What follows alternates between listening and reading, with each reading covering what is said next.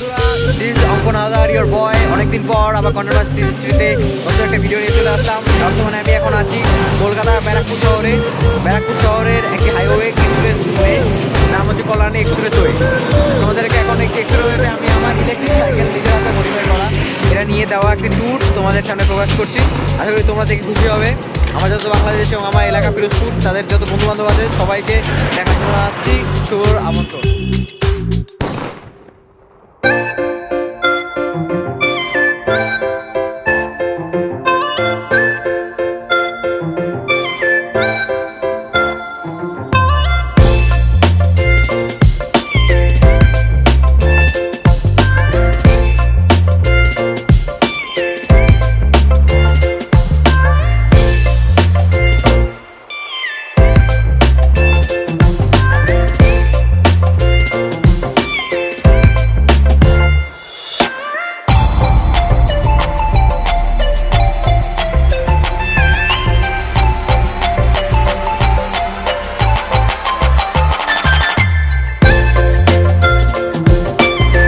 বর্তমানে আমি আছি 56 নামে একটি বাস স্টেশনের উপরে, একটা ফ্লাইওভার উপর থেকে আমি যাচ্ছি এক্সপ্রেসওয়ে। এটা খুব সুন্দর, আর রাতের আবহাওয়া এটাকে আরও সুন্দরভাবে প্রকাশ করে।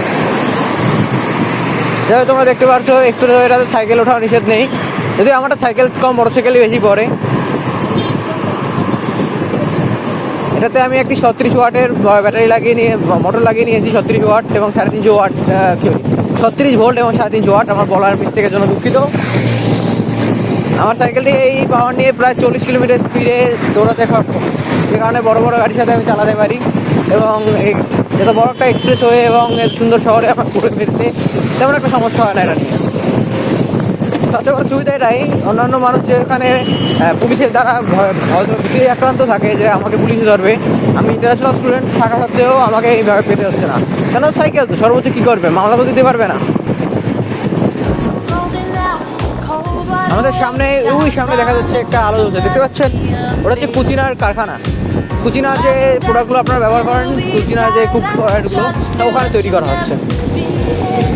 এই এক্সপ্রেসওয়ের আছে অনেক সুন্দর সুন্দর জায়গা, দোকান এবং অনেক কারখানা আছে গড়ে উঠেছে এই ব্যারাকপুরে।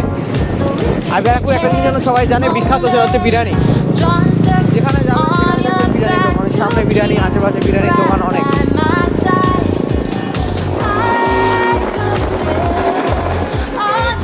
বিবেকানন্দ এয়ারপোর্ট মাত্র 17 কিলোমিটার দূরে।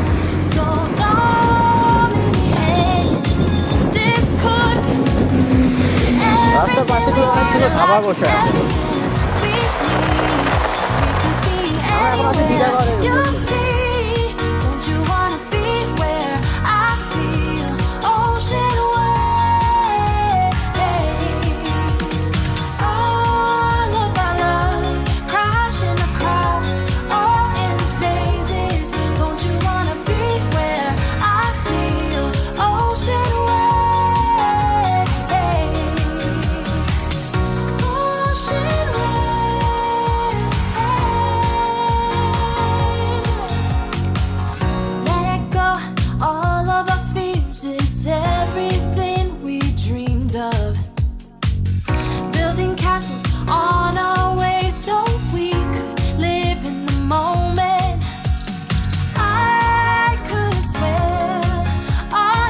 একটি এসপি তেলের পাম্প।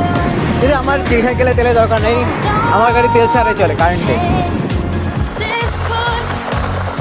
একটু যদি সাইকেল চালানোর মাঝে ভুলে যাবেন সাইকেল তো আসি না, বাইক চালাচ্ছি। রাতে ঠান্ডা আবহাওয়ার মধ্যে তোমার খুব ভালোই যায়। আমি কেন সাইকেল চালাচ্ছি, তাও এরকম ভান্ডুরা কেন, ভালো সাইকেল কিনতেই পারতাম। আসলে কোনো কথায় বাইক কিনে নিয়ে একটা কারণ হচ্ছে লাইসেন্সের ঝামেলা। বাংলাদেশ থেকে চেয়েছিলাম মানে ইন্টারন্যাশনাল ড্রাইভিং লাইসেন্স করাতে, বাট এখন ইন্টারন্যাশনাল ড্রাইভিং লাইসেন্স 6,000 টাকা থেকে 8,000 টাকার মতো খরচা হয় করাতে। তো অত টাকা খরচা করে আমার এখন এই 1 বছরের জন্য গাড়ি চালানোর শখ নেই। যদি 10 বছর বা 5 বছর হতো আমি মানতাম, 6,000 টাকা 5 বছর ঠিক আছে। 1 বছরের জন্য 6,000 টাকা অনেক বেশি হয়ে যায় আমার। আর তারপর যেখানে এই জায়গায় লাগাই না কেন, বাইক দেখলে পুলিশ থামাবেই, পুলিশ সেখান থেকে কিছু না কিছু খুদ বের করবেই। কিন্তু সাইকেল চালানো সে ঝামেলা নেই। আর এই সাইকেলটা লাগানোর কারণ হচ্ছে, সাইকেল বেসিক্যালি আমার ভাইয়ের, সে অনেকদিন ফেলানো ছিল বাড়িতে, সে চলে গেছে ব্যাঙ্গালোর। তো সে বললো যে যেহেতু আমি আছি আমি এটা ইউজ করি, তো ঘরে একটা সাইকেল আছে, খালি করে নতুন সাইকেল কেন কিনবো। প্লাস এই সাইকেলে একটা বড় সুবিধা, এই সাইকেলে কোনো রকম একটা খরচা হয় না। এই সাইকেলের পার্টপাতি সব কম দামে পাওয়া যায়, সহজে নষ্ট হয় না, শক্তপোক্ত বেশি। তো আমি নিজের মতো কিছু মডিফাই করে নিয়েছি, যেমন কি বসতে কষ্ট হতে হবে সিটটা মডিফাই করে নিয়েছি। আর দেখতে পাচ্ছ আমার সাইকেলে এখন লাইটের সব কিছু লাগানো আছে, পিছনে টেল লাইটও আছে। সামনে কোনো একটা ভালো স্পটে দাঁড়াতে পারলে তোমাদেরকে আমি আমার সাইকেলে আউটলুকটা দেখাবো।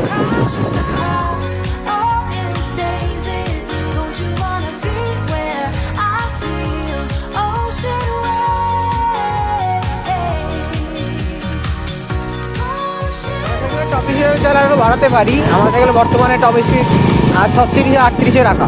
আমি একসময় বাড়িয়ে রেখেছিলাম, টপ স্পিড আমার একসময় 45 ছিল, কিন্তু তখন আমি একদিন এক্সিডেন্ট করতে গিয়েছিলাম অলমোস্ট, এর জন্য স্পিডটা কমিয়ে রেখেছি আমি।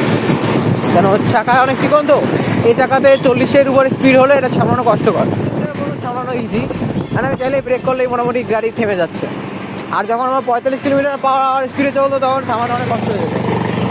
তো নিজের সেফটির জন্য অবশ্যই আমি এটা চুজ করেছি। মাঝে মধ্যে মনে হয় এই সাইকেলটা আমি হেলমেট পরে চালাই, কিন্তু হেলমেট পরে চালালে কাইন্ড অফলি একটু বাজে দেখায় বলা যাবে না, একটু মানুষ অট চোখে দেখে, যে কারণে হেলমেটটা পরা হয় না। তারপরে আমি যত সম্ভব আন্ডার প্রোটেকশন নিয়ে এসেছি সব রকমের, যেরকম আমার ভিডিওতে দেখতে পেয়েছিলে, চোখের চশমা, মাথায় ক্যাপ এবং গলার প্রোটেকশন। আর অবশ্যই ঠান্ডা শীতকালে সোয়েটার ম্যান্ডেটরি।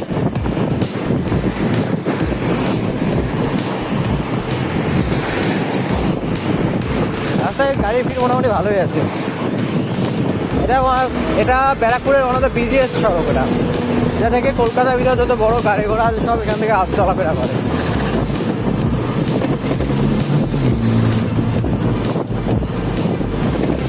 আমরা এখন একটু সামনে থেকে ইউটার্ন নেব।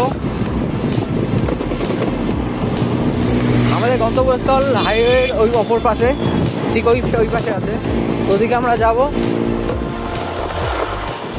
কিনেতে এরকম রাস্তাঘাট এরকম অনেক গাড়ি পড়ে থাকে, যা কিনা ইউজ করা হয় না। এই সকল গাড়ি কিনতে গেলে খুব কম খরচায় পাওয়া যায়, 1 লাখ টাকা, 50,000 টাকা, 30,000 টাকা। এই হিসেবে প্রথম গাড়িটা দেখলাম ওটা 30,000 টাকায় বিক্রি হবে। ডান দিকে চলে যাবো।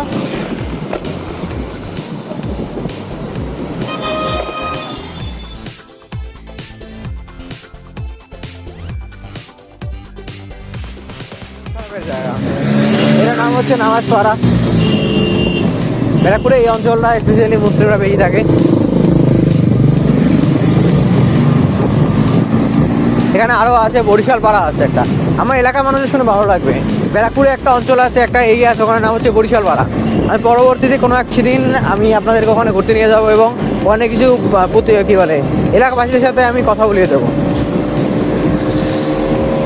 ওখানে আমাদের বাংলাদেশ থেকে আসা অনেক বরিশালের মানুষজন ওখানে বসবাস করে, তারা ওখানে ঘর বাড়ি গড়ে উঠেছে। তাদেরকে নিয়ে এখন ইন্ডিয়ান সরকার ঝামেলা করার মুখে আছে, যা হবে দেখা যাবে, কিছু করার নেই। আমি যে জায়গায় আছে যেটা হলো খেপলির বিল। এই জায়গাটা অনেক সুন্দর একটা জায়গা, রাত্রেবেলা তো পরিষ্কার দেখতে পারবেন না আপনারা। পাশ থেকে যাচ্ছে পাশ থেকে একটু আগে একটা হায়ার সিসি গাড়ি চলে গেল, শব্দে বুঝতে পারলেন আপনারা। এটা হচ্ছে খেপলির বিল। জানি না ক্যামেরা কতটুকু পরিষ্কার আসছে, রাতের অন্ধকারে পরিষ্কার আসার কথাও না। জায়গাটা অনেক সুন্দর জায়গা।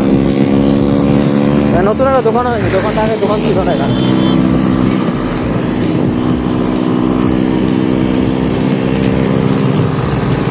বাহ, পাশটা অনেক পরিষ্কার করেছে। পাশটা একসময় জঙ্গল ছিল। আমি যখন 1-1.5 মাস আগে এখান থেকে চলে আসছি তখন জায়গাটা একদম জঙ্গলের মতো ছিল। এটা হচ্ছে সামনের ভিউ আমার। চাবি থেকে অন অফ করা যায়, লাইট অন করা যায়, হর্ন আছে। আর এই যেখানে আপনি আমাদের নিয়ে আসতে চেয়েছি, খেপলির বিল, অসাধারণ ভিউয়ের একটা জায়গা। দেখতেই পাচ্ছ চলে আসলাম আমরা খেপলির বিলে। এই খেপলির বিলটা আমার একটা খুব পছন্দের জায়গা, কারণ এখানে ঘুরতে ফিরতে অনেক আরাম লাগে। রাত্রবেলায় আসলে পর মনটা ভালো হয়ে যায়। যদিও ঘোরার আমার পার্টনারদের চাহিদা ছিল, কিন্তু ঘোরাফেরার লোকজন নেই। দেখি সামনে যদি কেউ আসে। হচ্ছে কি, বাইক নিয়ে এইভাবে বাইক আর সাইকেল একসাথে যাওয়া যায় না। আরেকজনের কারো যদি সাইকেল মডিফাই থাকে তার সাথে আসা যায় ঘুরতে। এই আমি আমার ভিডিওটি আর কন্টিনিউ করতে পারলাম না, আমার ফোনের চার্জ ছিল না, ফোনের চার্জ শেষ হয়ে যাওয়ায় আর ভিডিও কন্টিনিউ করতে পারিনি। পরবর্তী ভিডিওর জন্য প্রস্তুত থাকবেন, আবারও হবে আপনার This is your boy Ankun Haldar signing out. Stay tuned, keep looking at Content Wise 360. More video will be coming soon.